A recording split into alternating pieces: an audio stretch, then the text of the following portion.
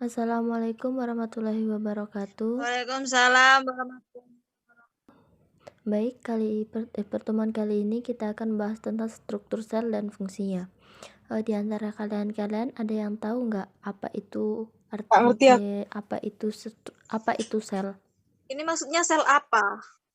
Sel dalam apa? Ilmu.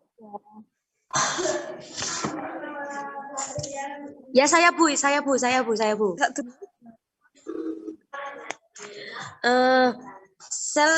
merupakan kumpulan materi paling sederhana yang dapat hidup dan merupakan unit penyusun semua makhluk hidup.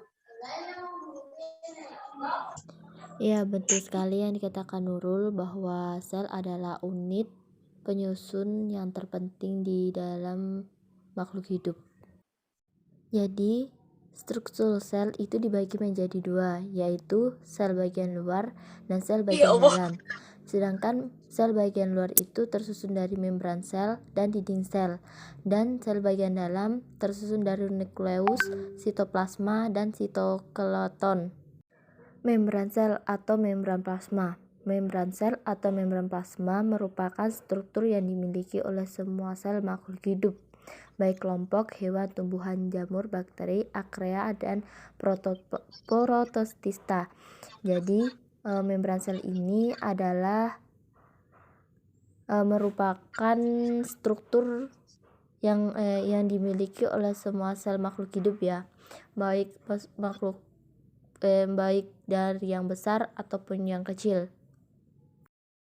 Lapisan membran sel disusun dari senyawa-senyawa kimia, mulai dari lipid, fosfolipid, protein, sampai karbohidrat.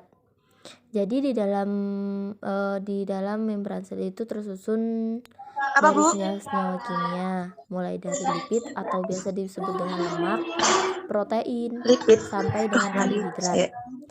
Sifatnya membran sel ini yaitu semi-permeable Lipid atau adalah adanya kelompok struktur molekul alami yang fosfolipid. meliputi lemak, lilin, sterol, Semi-permeable vitamin yang adalah larut sifat dalam lemak, sifat membran monogliserida, sel di mana digliserida, hanya zat tertentu saja yang boleh trigliserida, masuk ke dalam fosfolipid, sel. dan Jadi tidak lain-lain. sembarang zat yang boleh masuk ke dalam membran sel ini. Jadi dia akan dipilih-pilih dulu atau bisa dilihat di gambar sebelah. Ini adalah membran sel antara hewan dan tumbuhan. Membran sel antara hewan dan tumbuhan itu sangatlah beda, sama, tapi ada perbedaannya. Oke, selanjutnya yaitu dinding sel. Dinding sel ini memiliki dua struktur, yaitu sekunder dan primer, dan terletak di antara lamela tengah dan dinding sel sekunder. Jadi primer itu berada di antaranya ya, di antara dua ini, ya, di antara lamela dan dinding sel sekunder. Sel mengalami penebalan karena adanya zat lignin dan terbentuknya dinding sel sekunder. Makanya tekstur dinding sel sekunder tebal, kaku, dan juga kuat. Jadi struktur dari dinding sel sekunder ini dia itu kuat, kaku, dan juga kuat ya. Tebal, kaku, dan juga kuat karena dia berada di paling pinggir atau di kandungan di dalam sel sekunder. Bukan hanya zat lignin, tapi ada juga yaitu selusa dan hemuselusa.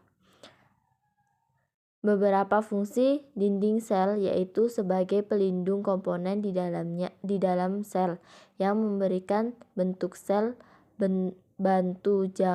membantu jaga keseimbangan cairan, regulasi osmotik, dan juga mencegah sel kehilangan air. Jadi di sini fungsi dari dinding sel itu mencegah komponen atau melindungi komponen-komponen yang ada di dalamnya, yang komponen-komponen kecil-kecil yang berada di dalamnya. Selanjutnya yaitu protoplasma. Protoplasma adalah semua bahan yang mengisi bagian dalam sel. Protoplasma ini terletak di dalam mengelilingi membran sel. Protoplasma mengandung senyawa-senyawa kimia yang kaya organik dan non-organik. Protoplasma ini dibagi menjadi 3, yaitu yang pertama nukleus.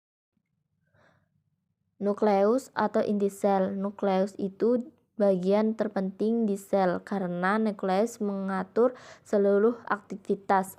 Jadi nukleus itu adalah inti dari sel-sel. Inti dari sel karena dia itu mengatur semua aktivitasnya. Sel itu semua diatur oleh nukleus. Di dalam nukleus terdapat beberapa komponen penting seperti anak inti, nukleus sendiri, cairan dalam inti, nukleoplasma, membran inti, kromateka, dan benang-benang kromatik atau kromosom. Jadi di dalam nukleus ini terdapat sel-sel kecil-kecil ya. Dan fungsinya itu untuk membentuk RNA yang akan menyusun ribosom. Baik, yang selanjutnya yaitu sitoplasma, cairan dalam sel yang terletak di antara nukleus sama membran plasma. Sitosol itu di bagian cairan dari sitoplasma yang mengelilingi organel. Jadi cairan-cairan yang ada di sekeliling organel itu adalah sitosol. Sitosol berfungsi sebagai tempat reaksi kimia. Contoh reaksi kimianya itu glikolisis. Selanjutnya yaitu sitoplaton. Sitoplaton adalah rangka sel yang berbentuk benang-benang halus atau film protein dan penyebaran sitosol.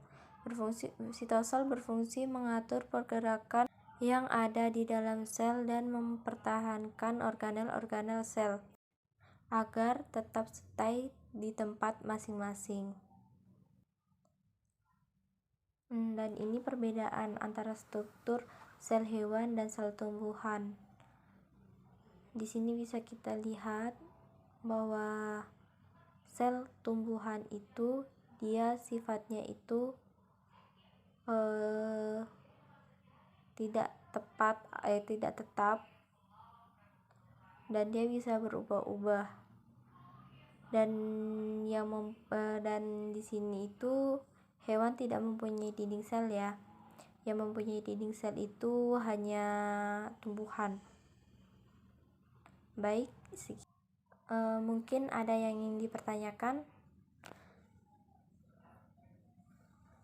Oke, baik. Kalau tidak ada yang ingin dipertanyakan, kelas hari ini saya akhiri. Assalamualaikum warahmatullahi wabarakatuh.